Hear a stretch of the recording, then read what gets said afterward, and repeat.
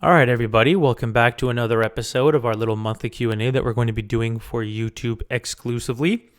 I did this for the first time last month. Seems like people tended to enjoy it, so we're going to throw up another one on there. I have about 15 questions this time, predominantly golf swing related questions, but I did bring up a couple of personal ones that people had asked me just to kind of talk through stuff, okay? So one of the first questions I was asked was, what is your favorite golf swing? I get this question so often and I never know how to answer it because truthfully, favorite golf swings don't exist. I am at the point in my golf career, let's say, where I personally just see flaws in golf swings. I see the good stuff, I see the matchups, I see the flaws. I don't really have a favorite. At the end of the day, I look at even a player like Adam Scott. I'll use him as an example because he's for sure, top 3, top 5 names that come up whenever people ask what their favorite golf swing is. I can still see some flaws in there. He shallows the club a ton, gets a little under-rotated sometimes with his chest, club drops under the plane, he can hit some big draws. For me personally, I'm not a fan of that. I would rather he be a hair more on top, maybe neutralize some of the draw curve. Is that going to make him score better? Not necessarily, but maybe it would, maybe it wouldn't. There's no way to say that unless you're like in his camp and talking to him in terms of what he struggles with and all that. But certainly, I see where my mind would want to take the golf swing. I would say that's the thing that I see the most now is when I look at a golf swing, I don't necessarily see good and bad. It's not like that black and white. I see more of like, oh, this is what his current matchups are. If he wanted to play more of a fade, more of a draw, if he's struggling with certain things, this is the route I would go with their golf swing. That's kind of where my mind always looks at. And I would say that's not exclusive to anybody. Now, in saying that, because that's kind of like a ridiculous answer to some degree for a very general question. My favorite golf swing, if I had to give one to recreational golfers, would be a Rory kind of pattern. Not fully Rory's mechanics. There are some things in his swing that I don't think most recreational golfers would benefit from. But let's list some of the stuff that Rory does really well. Rory swings out to the right really well. Most players who come and see me who are higher handicappers cut across the ball. Rory has a lot of hand depth in his golf swing. Hand depth from a down-the-line view basically means his hands are further behind him. In theory, that would be a good thing for a player who struggles with the slice, adding more hand depth. So he does that really well. Rory has a lot of lateral shift in transition towards the target. The more you shift laterally, especially without your chest just like separating and falling back too much, you're going to hit down on the ball better. You'll get the weight transfer moving correctly. So you'll make sure to compress the ball better. Also, that transition shift that he has, it allows his hands to drop some amount at the start of the downswing, which also helps him to swing more from the inside. So for me, when I look at a pattern like Rory's, I think you can model a lot of characteristics about that pattern for recreational golfers who slice the ball, and I think it would help. Now, let's talk about some of the things that I wouldn't teach recreational golfers to do that Rory has. Rory has a lot of lead wrist extension. A lot of lead wrist extension can, number one, push the shaft really across the line. If your swing is short and you get too across the line with a cupped wrist, it'll be really difficult to recover from that. So probably wouldn't be teaching that to a lot of shorter backswing players. In general, if we cup the wrist too much, it'll also open the club face. Another characteristic that I'm not a big fan of for recreational golfers, personally. So I wouldn't necessarily teach those mechanics for a lot of recreational golfers. Of course, you can get away with it if your grip is strong enough, but doesn't mean it'll help you to shallow the club and things like that. Rory also is somebody who, yes, he can hit up on a ball really well and swing out to the right. Would most golfers benefit from swinging as far right as he does? Probably not. For me personally, I don't like how his shaft tends to tip across the line at the top of the backswing. I do find that occasionally when it does get across the line at the top, he gets a little narrow and steep at the start of the downswing and then has to shallow it really late. And when your hands are that deep and you're shallowing it really late, it can cause you to get a little stuck. So really easy to hit blocks from there. Now, historically, a guy like Rory, for example, not that I want to be critical of him. I mean, Grand Slam, one of the best, let's call him 10 to 15 players of all time. But, Rory can very easily get a little under the plane with wedges and block wedges. He historically probably doesn't have the best stats with his wedge game because of something like that. Obviously, driving the ball, hitting that up on it, swinging out to the right can be really beneficial for you. unless you do it to an extreme like I do and then develop the driver yips and give up the game for a little while. But yeah, my point is basically like I don't really see favorite golf swings. I see characteristics I like about certain players and characteristics I don't.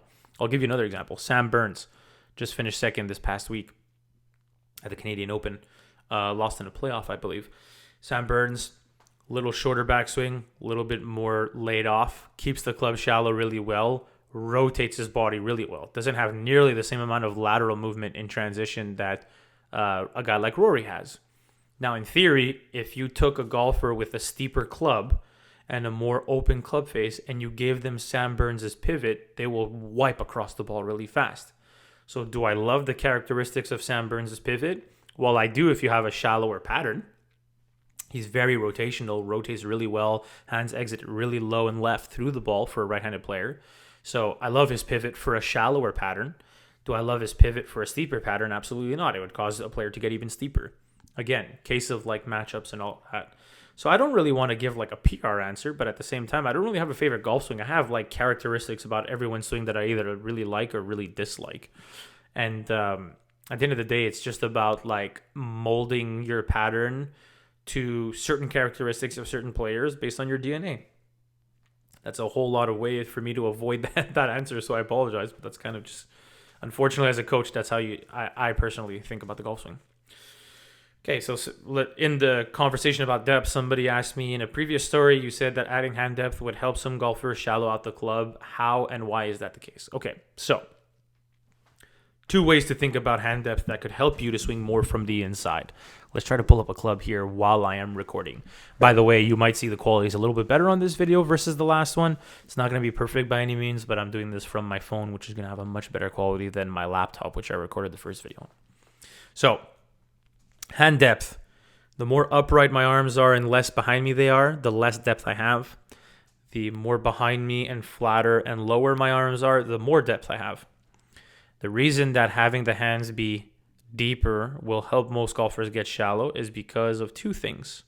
Number one, if my hand path is deeper, by definition coming down, my hands will be coming down from more behind me. That helps me to get much shallower as an attack angle wise into the ball and help my path stay more from the inside. That can help a lot of recreational golfers. Think about this. I keep the exact same angle of this shaft. Let's call it like 45 degrees just for the sake of this argument. If my hands coming down are way out in front of me here, I'm going to look a lot steeper coming into the ball. I take this exact same angle of the club and all I'm doing is just adding hand depth. Doesn't this golfer look like he's coming in so much more shallow? The plane of this club is the exact same. When golfer has less depth, the hands are more in front of them. When golfer has more depth, the hands are more behind him. Who do you think is swinging more from the inside and going to have a shallower attack angle? Basically meaning whose swing direction for a right-handed golfer is going to move more to the right? This guy, right? So the more hand depth you have, the easier it is to swing from the inside. And obviously the easier it is to shallow your low point if you're too steep on it, if you're taking like massive divots when you play golf. Now, what is the second reason? Well, the more my hand path is deeper in my backswing, the more they theoretically need to work back in front of me at some point, right? We don't want our hands to stay behind us forever or we get stuck too shallow. Well, if my hand path is deeper, I'll try to do this while actually holding this microphone in front of me like this. It's going to look a little awkward for a second, but I do want to show this. If my hand path is deeper, my hand path now needs to move back in front of my body. Well, the more outward my hand path now travels in transition, the more of a force that way I'm going to apply to the club to get my hands back in front of me. If I push my hands that way, look at the type of force I'm applying to the shaft, right? If I'm here and I just apply a force in front of my body, that pushes the handle that way. That's going to help me to pitch the shaft onto a more horizontal plane. This is a very simplified visual that I'm giving you, but the idea is if your hand path is deeper, they need to work more outward in transition. The more outward they travel, the more you're going to apply a force that way that can help the plane of the club to get more horizontal while also retaining a bit of that hand depth. And now not only is the shaft on a shallower plane, but your hands are a little deeper coming down. Your attack angle is going to be better. Club path is going to be better. You're going to solve your problems. So generally speaking, is a lot of hand depth good for everyone? Absolutely not. If I put any more depth in my pattern, I'm going to hook the crap out of the ball. I'm somebody who shallows the club a lot through the wrist structure coming down and the arms, and I actually have a relatively upright arm plane. I can't afford to get my hand path any deeper because my hands also drop a little bit more in transition than I probably would want. If my hands are now deeper and I shallow the club well and my hands drop in transition, now I'm stuck way too shallow. And on the golf course, historically, me personally, I get too shallow. I don't take big divots. My attack angle gets on the skinnier side. And so I tend to thin the ball and, catch them low on the face and things like that. So in general, is more hand depth good for everyone? Absolutely not. Is it good for recreational golfers to help them swing more from the inside and shallow the plane of their club out? Yes. Hope that helps. So another question kind of is related to that. A lot of people tend to talk about these or are curious about this, but what is the best way to build meaningful hand depth? Well, there's 2 ways to get your hand path deeper in the golf swing. I can do it solely by getting my arms back there without moving my body any differently. So if I isolate my hand path and I just shove my arms back, I'll get them deeper, right, in theory. Or I'm going to use the chair as a swivel for this visual. If my arms are staying in front of me here, and then I add rotation to my body, guess where my hands are going as I'm rotating my body more? My hands are now getting more upright. They're getting more behind me. The golf ball's down there. My hands are much deeper relative to the golf ball. So the best, most meaningful way, generally speaking, the least invasive way to do it is by rotating better. Because the more you rotate better, if I leave all my mechanics alone, as I rotate more, my hands naturally want to get deeper. In theory, some golfers already have a lot of rotation and they've kind of isolated the arms and disconnected them and lifted them and all of that. If that is you, then the best way to add hand depth to your pattern is by isolating the hands and arms and getting them back there themselves. That would be the second way. So there is an isolated version of the hands and arms, right? The connection between my left arm and my chest. If I disconnect and get upright, I'm not deep. If I pin my left arm more across my chest, I'll get deeper. That's the first way. And then the less invasive, let's call it more organic way to do it, would be by just rotating better in the backswing. If you have space to turn better. Obviously, not everybody has space to turn better. Hope that makes sense. What are the benefits of having a more laid off structure versus across the line? I mean, I'll give you a shortened version of the answer because I can probably talk about this for 45 minutes. But basically, if the backswing gets a lot longer, you generally want the club to be a little bit more across the line. If the backswing gets a little bit shorter, you generally want the club to be laid off. And I would argue you can consider this kind of like a bell curve, right? The shorter it is, the more laid off you want it. The longer it is, the more across the line you want it. As a rule of thumb, I will say I'm not a fan of either extreme, meaning 2 across the line. If the top of my backswing looks like this, it is going to be way too hard to manage this shaft. Even if in theory I have a lot of space to shallow the club from being really across the line, it doesn't mean I'm going to be able to do it, because if my club gets way too far across, I have to reroute the crap out of this club to get it into what more traditional golfers call the slot, which I absolutely hate that term. I think it's useless, but let's call it into a better position coming down, right? The problem is that's a lot of movement that takes a lot of time. So generally, if the club gets too across the line, even if your club is in a state of shallowing and moving well, it might only actually get shallow enough way too late into the pattern, meaning early in the downswing, you're going to be steep, even if the club's trying to go shallow, and then it's only going to get there late in the downswing. If the club gets shallow too late into the downswing, you will hit a lot of blocks, a lot of hooks, because your path is going to get too far from the inside. It'll be hard to manage. Don't like that extreme. If the club is too laid off, even if the pattern is short, at some point the hands are going to drop, the shaft is going to steepen. You can think of it in a more simplified way of if the club is too laid off, it's essentially maxed out how shallow it can get, and the only direction it can go as you start down and apply a force to the handle from here is that direction, and the club is going to start to steepen on you, and it might actually kick over the plane and end up in trouble. So I usually use the term range of acceptability. What does that mean? It means that there is a range that is acceptable of where the club should be aligning at the top of your backswing. slightly across the line for longer patterns, slightly laid off for shorter patterns, but this is your range of acceptability. If the club starts to get too far this way, it's going to be hard to manage. Not impossible. If a player comes to me and they're striping it and the club movement's really good from here, I'm not going to change it for the sake of this conversation. But when I say a range of acceptability, I mean you're going to do yourself a lot of favors by getting it within the range of, let's say, slightly laid off to slightly across the line. And it's okay to feel this or feel this if you have to based on your pattern. But feel is not real. If we're talking actual positioning, like real positioning, slightly laid off to slightly more across the line, that's the range of acceptability. As the club pattern gets longer, the backswing get a little bit more across the line because you can shallow it out effectively. As the pattern gets shorter, get a little bit more laid off, again, within that range. The reason why we don't like shorten across the line, you get really narrow and there's just no way to unwind this club in time. So odds are, even if it's trying to unwind, it'll be really narrow and steep in the early parts of your downswing, probably even in the late stages of your downswing. That's a terrible combination to try to manage. And if it gets too laid off, it's effectively maxed out how shallow it can get. It's going to start down by steepening and you're going to end up in trouble. So again, I hope that helps. That's a lot of mechanics in that, but essentially, think of a range of acceptability when it comes to club alignment at the top of your backswing. That will generally do you a lot more favors than trying to say, hey, everybody needs to have the club perfectly on plane and down the target line and all of that. I just don't agree with that concept at all.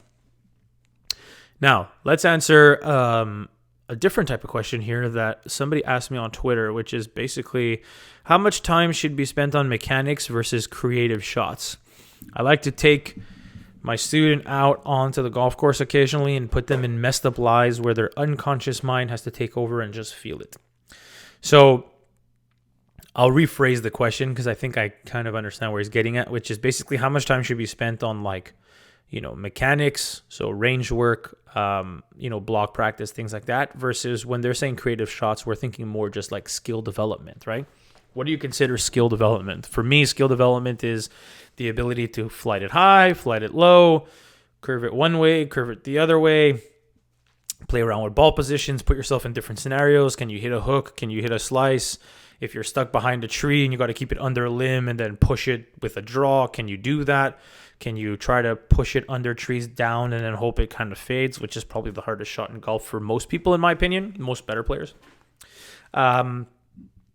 Just in general, can you pull off different shots when it demands it? Because the reality is when you play around a golf, the idea that every ball position, every flat lie, everything is going to be perfect and stable just doesn't exist. That's not reality. Range work is great, and I would argue it's absolutely necessary to create a strong foundation of what your swing is going to look like and act like on the golf course. But having the understanding and the ability to hit different shots and be creative when it calls for it, I think is super important. So for me, I don't really think there's like an ideal time to say like, hey, by the time you start breaking 90, you should start doing skill-based work. By the time you break 80, you should do this. I don't think it's that simple, right? Because the reality is score is an ever-evolving being that encompasses way too many different areas. You can't say like, hey, by the time you break this number on the golf course, you should start working on skill. I'll tell you why. Two golfers finished their round. Both of them shot 89. One of them hit 6 greens. One of them hit 12 greens. I mean, should one be working on skill development more than the other? Right? They have two different weaknesses. The golfer who hit 6 greens and shot 89 maybe has a slightly better short game. The golfer who hit 12 greens and shot 89 probably needs to either figure out their driver, because I would imagine if you shot 89 and hit 12 greens, the other 6 holes that you didn't hit the green, you probably pumped one out of bounds and made double at worst or at best. Or that golfer needs a putting lesson or a short game lesson ASAP, right? So this is one of those situations where, to get to an end result of a golf score just requires way too many different factors to say like, hey, start by breaking 90 and then you can learn how to flight the ball. I just don't think it's that realistic. I think that once you have a good enough foundation where you can, to some degree replicate a ball flight pretty consistently, and I mean a successful ball flight, not a ball flight, because the reality is Most recreational golfers who come and see me in a lesson format, the first thing they tell me is I want to be more consistent, right? Every coach knows this. If you're a coach and you're watching this, you've been told this a million fucking times, right? Everybody says this. The problem, in my opinion, is everybody is already consistent. You're just either consistently really fucking bad or you're not. But you can stand there on the range. Like, I've seen high handicappers stand there on the range and actually make really solid contact on the ball pretty consistently. But there's no compression, no ball speed, and everything is a power slice. That golfer is going to stand on a tee box and hit 18 slices into trees. They're going to stand there and say, I need to be more consistent. But you just hit the exact same shot 18 times in a row. That's pretty consistent. It's just not a successful shot. So obviously it sucks. So in my opinion, when should you be spending time on mechanics versus skill development, and how should that transition over? As soon as you have a strong enough foundation within your mechanics where you have a successful ball flight, for starters, something where there's not a way too extreme of a curve and it generally falls, the ball flight, it stays in front of you and is pretty good. Obviously, you're always going to have the odd bad shot here and there. You can start to work on skill development. Skill development for me, it means hitting different shots, hitting different shapes, learning how to curve the ball under a tree, above a tree, and all of that. That's just one form, first of all, skill development. Like, learning to hit different parts of the club face is another form of a skill. Now, there are time and places to work on those skills versus like learning to shape the ball differently. But in my opinion, as soon as you have a strong enough foundation where you generally have a ball flight you can keep in front of you and you can hit the ball solid more often than you can't, you should start to work on learning how to flight the ball the other way. It doesn't mean you're going to go out to the golf course and start playing that shot. There's a lot of information out there, especially with Scott Fawcett and Decade and all of this information and strokes gained that we have now access to, that tells you that you should probably play your standardized curve more often than you shouldn't. I'm a drawer of the ball. I've always been a drawer of the ball. Can I play it fade? Yeah, of course I can. Is it going to be consistent as the draw that I hit or the straighter golf ball that I hit? No, probably not. So when you absolutely need to, it is advantageous to learn how to play those shots. I don't necessarily believe that you're going to use those shots as often as you think you are. Because I find that some people, the mistake they make when they're learning how to play the game of golf is like, oh, I'm hitting a draw now, I want to learn how to hit a fade, so that you can stand there and every single ball that you see in the air now, you're like, I want to play you just randomly decide to play a fade, or there's like a couple of trees in the way, you're like, I'm going to bend it around the tree. Like, why do you need to do that if you don't need to? Outside of when you absolutely need to curve it the other way, you probably shouldn't curve it the other way. Think of it as simple as that, okay? So in terms of like mechanics versus creative shots, yeah, as soon as you feel like you're relatively consistent with a successful ball flight and contact point and all of that, by all means, learn to shape the ball the other way and all of that jazz. And how to do that requires a whole other video. I generally like my tour players to do it through static changes, so more setup related as opposed to feeling different. I'm not a big advocate of like trying to feel something so drastically different. You can feel subtle things. For example, today, I played my third round of golf in 2025. Okay, we're middle of June. This is my third round I played this year. I'm not a fader of the ball, but on the 18th hole, I had 175 out. I drew a driver behind a tree. I had to punch fade a 6-iron from 175 that I just wanted to like flight and chip it. My 6-iron average is probably like 182, so I took a couple of yards off it. And I tried to flight it. And in order to do that, I was aiming much more open than I'm used to. My ball position was much more back in my stance because I had to keep it low under the tree limbs. And then I felt a subtle bit of like holding off of the club face. That's a very simple feel. Most of the work really was done through my setup. So I like the general structure of the pattern to change through the setup. You can move the ball position forward, it moves your path more outside in. You can aim more open, it moves your path more outside in.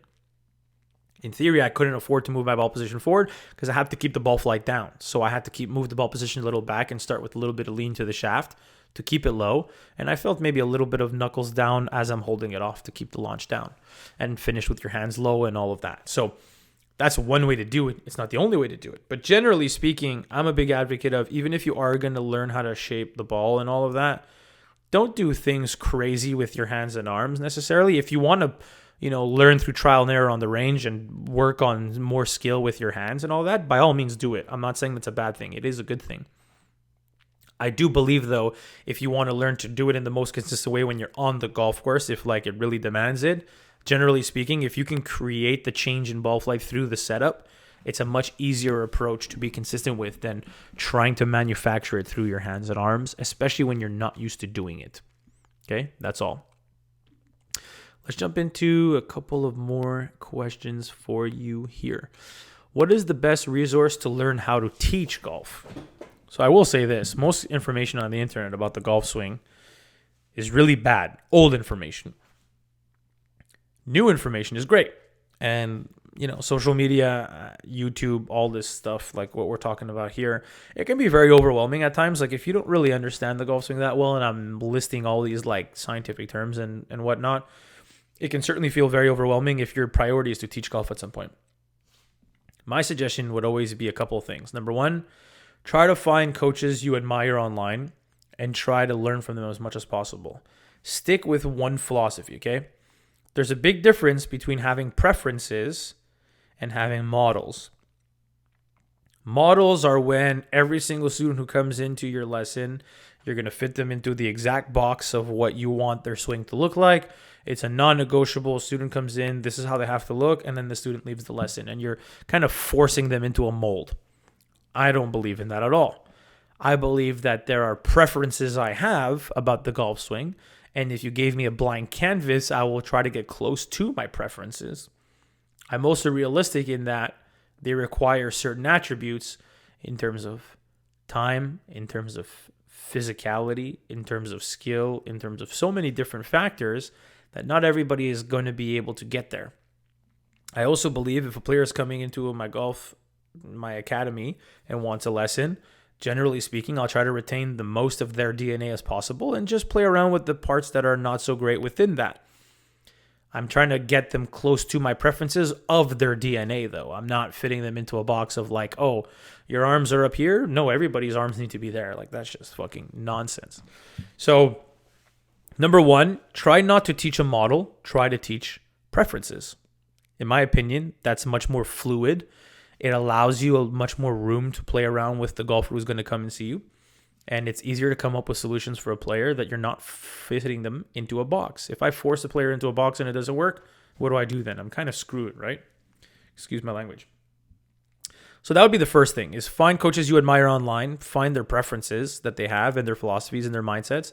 Ask them questions if you can. Most coaches, in my experience, are going to be pretty open to at least help you out and answer you. There are mentorship programs that exist all over the internet where you can study one-on-one with a coach and learn from them. I offer it myself. If you're an up-and-coming coach and wants to learn, I'm happy to do that for you. It is a paid program because unfortunately I don't have free time to offer it anymore, but still something that could be very beneficial. There are resources on the internet nowadays like websites and golf forums and things like that where you can learn so much from. There are certifications that are out there. Stay tuned. Give you a little bit of insight on that one. Stay tuned. Mine is coming soon enough. We're working on it. I don't know if I'm going to be able to release it this year, but maybe over the winter or early next year for sure. Lot of content coming on that. And just in general, learn from coaches. Don't learn from like old school traditional programs because the information has changed so much, and I don't think it's going to make you a better coach. You're going to learn far more talking to people, going and shadow coaches that you like, or learning from people, whether me or whoever, about philosophies that you respect and admire, because everyone has preferences, like I said, and going that route, in my opinion, than like reading off a book. I do think some old school books can be helpful, but there's a lot of information out there that has changed, and a lot of crappy stuff is still out there, unfortunately. Okay, how to fix hands that are too far behind the body in transition, causing fat shots too often.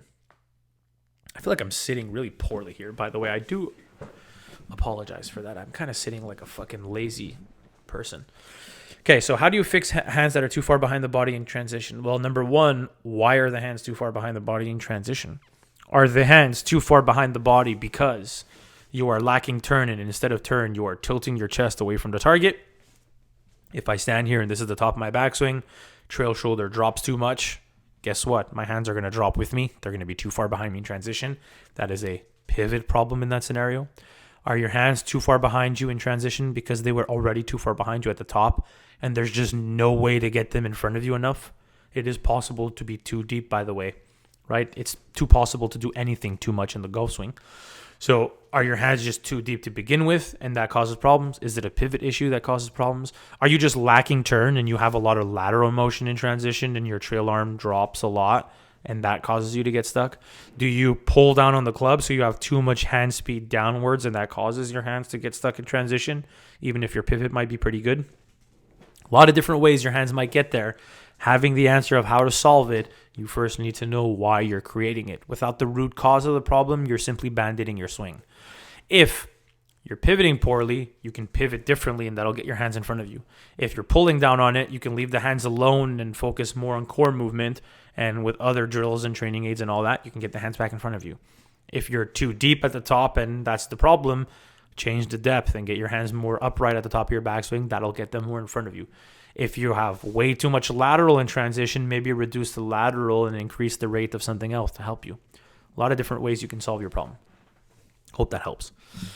Okay.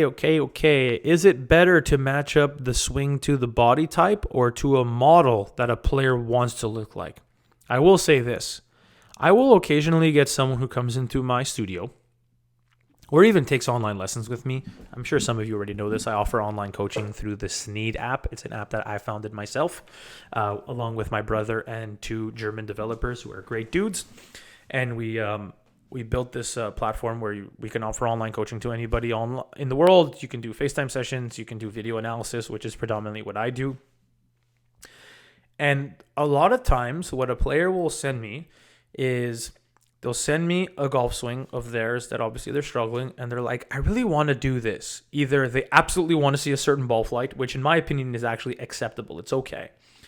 Obviously, there are some DNAs that are going to be hard to get to that ball flight. Like if you're like really stuck and really shallow and you're swinging 17 degrees to the right, for example, and you're telling me you want to hit a fade, maybe let's just reduce the hook to a tighter draw to eventually a straight ball to eventually get to a fade. But that might be a longer term process. But I always build the roadmap for the player so that they know what the change is going to look like, the structure of the change is going to look like over the next coming months. That's number one. Number two, if a person comes and sees me and it's not just a question of a ball flight, but they're like, I absolutely want to get the club here and I want to look like this player and all of that. Well, you need to be realistic with yourself, because sometimes, first of all, there's a few things to consider. Even if you look like that player, it doesn't necessarily mean you have the skill of that player or that you're going to hit the ball as well as that player. So even if you want to model your swing after a player, it doesn't mean you'll have the same results. It's very important to understand that. Also, on that same wavelength, it's one of those things where you might not physically be able to get into certain positions like the player would, and it requires a lot of work. And do you really want to go through that much work and change to not even have guaranteed results? Whereas, in my opinion, I can take your body type, I can take your scheduling situation, your day-to-day, what it looks like, how often you're willing to play in practice, what your current DNA of your pattern is, what your skill level is, and I can make changes around that to make it work for you, right? And in my opinion, that is far more important and a far better way to approach swing changes than trying to model yourself towards a certain player that you want to look like. I just think that's a horrific idea, just because there are no guarantees. And why would you ever want to go through such a strenuous, tedious, long process for something that might not have a guaranteed result in the end? It's just not the way to approach it, right? And so this is a situation where, in my opinion, if you match your swing mechanics to your body type and your age and your physical situation and all of that, and where your current pattern is, we can play around with that and fit a swing that works for what you're able to give it and what it gives back to you in return.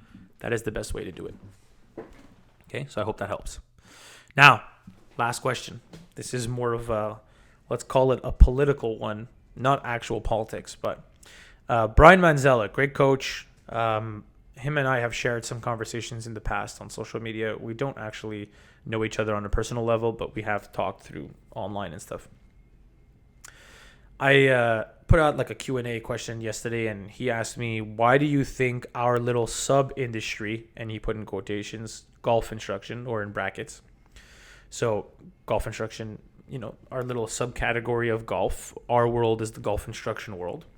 Why is it so poorly covered by legacy golf media? So who's legacy golf media? Legacy golf media is like the Golf Channel, Sky Sports, any sort of like older golf coverage of any kind, the way in which they distribute obviously this information to you through television, through magazines, newspapers, that would be considered like more of legacy golf media. Social media would be more of like the digital age, right? Golf Digest, the magazines fall into one world. They're more digital now. They weren't always, and so on. So why do you think legacy golf media covers golf instruction so poorly? Or why do you think they don't really care to cover it that much? I personally think it's for a few reasons. Number one, I think that they're always going to prioritize players over coaches. At the end of the day, who won the Masters? Rory won the Masters, not his coach. His coach helped him win the Masters. His coach, in my opinion, probably deserves a lot of credit. Being on that side of the industry, I know how much goes into, how important a coach is in terms of the knowledge they give, in terms of I can give a player who can go out with a certain field tomorrow and he might love that field and play like amazing. I might give him the completely wrong change. I don't anymore, but let's say 15 years ago, you give a player the wrong change and they go out and they play like shit. Well, believe it or not, the difference between them playing well and them playing shitty is the swing feel that they had, and guess who gave them that feel? Was the coach, right? So I do believe, look, I'm not going to sit here and say that coaches are the most important thing in the world. I genuinely do not believe that. But at the same time, I think that they're maybe underloved. Coach is a situation where it's like when the player wins, the coach gets too much credit. When the player loses, the coach gets too much hate. I genuinely believe that. Because at the end of the day, we're not the ones hitting shots. So the media is always going to prioritize the players because that's where the priority should be. The players are the ones competing in the events. They're the ones that have the flashy big names. They're the ones that are earning the big bucks. And they're the ones that are going to be plastered all over marketing and things like that. So they're always going to prioritize players over coaches. I think that's just in general. I also think there's just a lot of bad information that's been passed around over the years. And I genuinely think to some degree that the audience of legacy golf media are scarred by it. Right? How much bad information has there been given in the last 30 years that's either been disproven since then, or things have changed, or somebody's taken a lesson and had a bad experience? I hear that all the time. Oh, I was with this coach and I took a couple lessons from them and I didn't like it at all because they just kept telling me to do this and it wasn't helping and whatever. Don't get me wrong. There's a lot of amazing, incredible coaches you can take lessons from nowadays, not just in person, but online too. And I'm not just referring to myself. I'm referring to other people anywhere in the world. There's also a lot of really shitty golf coaches out there, and you can take some horrible lessons. I hate to say it, but it's true. It's no different than like you're hiring a plumber to come to your house. Unless you know this plumber personally or somebody referred them that you respect, you don't know if this person who comes is as good as what they seem or bad, right?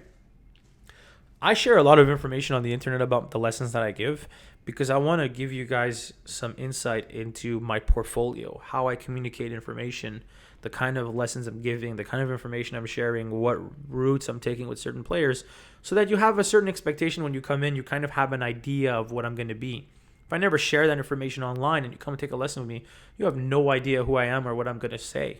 I like when players come in and they're like, oh, I think you're going to tell me this about my golf swing. And then I might either surprise them or I'm just confirming what they already thought. And that way, they hear that confirmation and they can commit to it. So I think that a lot of bad information has been shared on the internet. And so like to some degree, they're afraid to either step on people's toes, share the wrong information. Of course, there is some politics involved. It's always going to be that way, right? You have friends in the industry and they're going to favor their friends. But I think that players will always be the priority. And that's just the way the game is. And then it's funny because this conversation between me and Brian, at the end of it, Brian goes, well, he had his own personal reasons. You can go and see them on Twitter. I'm not going to share them here. But then I was telling him, like, as bad as you think the coverage is there, imagine here in Canada, it's even worse. And that's just fact. That's just the fact, right? The reality is outside of the U.S., you don't hear about coaches. You don't hear about anything that's going on really in the golf world. Certainly not in the U.S., right? In the U.S., they prioritize what's going on in the U.S. And I totally understand that. I'm not sitting here and trying to be negative about it. I'm very realistic as well. But when every single year Legacy Golf Media puts out top 50 coaches, top 50 this, best young instructors coming up and all that, it's always just the U.S. only. It'll always be just the U.S. only because that's what they're going to prioritize is their own country. And the biggest golf market in the world is in the U.S. That's just the reality. So in my opinion, golf instruction is covered really poorly for numerous reasons. Those are a few of the ones that I personally believe is the case. If you think it's because of something else, please share it here, and I would love to have a discussion about it. And I also think in general, anybody outside of the U.S. tends to get left a little bit behind. I'm very lucky in that, I've developed hopefully enough of a reputation where, my name maybe stands out a little bit more than others, and that I'm very grateful for that. But at the same time, it's nothing like it would be if I was in the States. It's just how it's always going to be. It's a reality that once we accept, we can live our lives and all is good and we can smile and do all the jazz, So, yeah. I'll answer one last question here from one of my own personal students on Sneed, Brian. He wrote this on the last video, which was basically like, what are some of the more common misnomers and overused golf instruction things that are like fingers on a chalkboard to you? Like, what is the most cringe stuff that you hear? Man, there's a lot of really bad information on the internet, honestly. Like, I hate when I see somebody's analyzing a golf swing, they see a weaker grip and they go, well, that sucks. If you have a weaker grip, you're going to slice the ball. You better have a stronger grip. I promise you that is not always true. I have a very weak grip, okay? By like tour standards, my thumb of my lead hand goes straight down the handle. My trail hand looks like this on the club. It's really on top.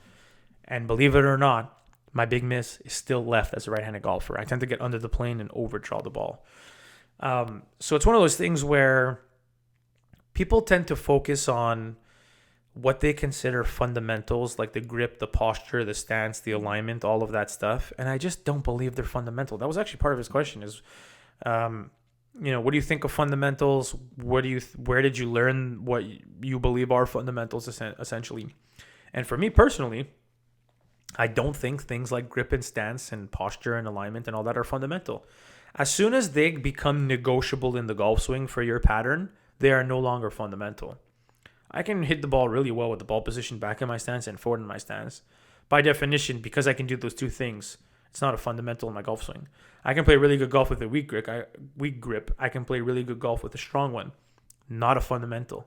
Right? You would consider a fundamental more of like a non-negotiable, where it's much more important than that. Of course, a bad element to your posture or to your alignment or to your ball position is going to create poor golf.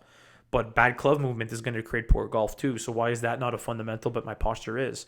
In my opinion, those are just two equally important variables that just happen at different points. One is static in my setup and one isn't. That doesn't mean one's fundamental and one's not. I think that's ridiculous. So for me, anything cringy is like, overly obsessing over what people call fundamentals. I would argue that's actually the cringiest for me, honestly. And then there's always like the same common shit you hear, keep your head down, keep your left arm straight for a right-handed golfer, all that stuff I think is terrible. And just really, even when it comes to, I was having this great conversation actually with my wife yesterday. I want to bring this up, which was, this kind of relates to the question with Brian Manzella and kind of relates to this too, which is like, she had asked me after I was talking to her about some golf stuff, like, how come they never put coaches on TV broadcasts? You never see coaches really on TV broadcasts. And I said, I think it's because like they're afraid that we're going to overwhelm the audience with like way too much technical information. And that's just not true, right? At the end of the day, like if I give a golf lesson, I'm going to talk to the person who's in front of me and communicate the information in as simplified of a way as I can. And I believe that would be no different if a golf coach, whether me or someone else, would be on a broadcast, right? Because think about this, like imagine a player stood there and they hit a pull draw. Wouldn't you love to know the potential reasoning why the player hit a pull draw instead of some like gimmicky phrase that doesn't fucking mean anything to anybody? Like, aren't you tired of just hearing like, oh, he got quick on that one, or oh, he got a little on top of that one?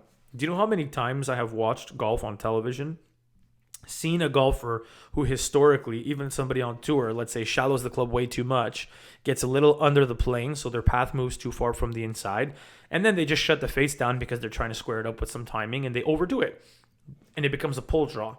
And then you'll hear the announcer, oh, he got on top of that one. I promise you, more often than not, they didn't fucking get on top of the ball. Okay, the club is actually way too shallow, and there's timing to when you're swinging that far from the inside. And in order to avoid a block, you need to find a way to try to save it with your hands, and you might have overly saved it. That doesn't mean you got on top of it and all of a sudden a tour player who shallows the club a bunch just magically forgot to shallow the club and got over the plane. Give me a effing break, right? So this is one of those things where, like, I always laugh because the reality is, like, broadcasts are so fucking gimmicky. That's the cringiest thing to me. That's kind of why I brought this up, is like, I hate hearing, TV announcers saying fucking nonsense. And it's no discredit to them. A lot of them are like ex-players, and, they're saying what comes to their mind right away. And a lot of them are actually really good in a lot of ways, and they've gotten better. But there's a couple of things that I hear sometimes where it's like, I'd rather listen to the broadcast on mute, to be honest. But if you put a coach up there and, like, you can just give a quick 30-second explanation as to why that happened based on their mechanics, even in a simplified way, I feel like that would be so much more captivating to the audience than hearing some fucking cringy, gimmicky line that means nothing to nobody. At least that's the way I feel, right? And then again, maybe that's just a thing that I feel because I'm a coach and I'm not looking at it from the audience's perspective. Maybe somebody who has no idea what happened hears that and doesn't think anything of it and doesn't care. But I kind of feel like the audience does care nowadays. Maybe they didn't 20 years ago, but I feel like I've been told this shit enough from new people, I feel like I'm rambling on here. This is going to be one of those things where I almost feel like it's just going to be like life updates and just chats with you guys about stuff. And if you guys have any interesting questions, honestly, there's no filter here. I don't really care. I mean, there's like a tiny filter, obviously, within reason. I'm not going to go shit on someone.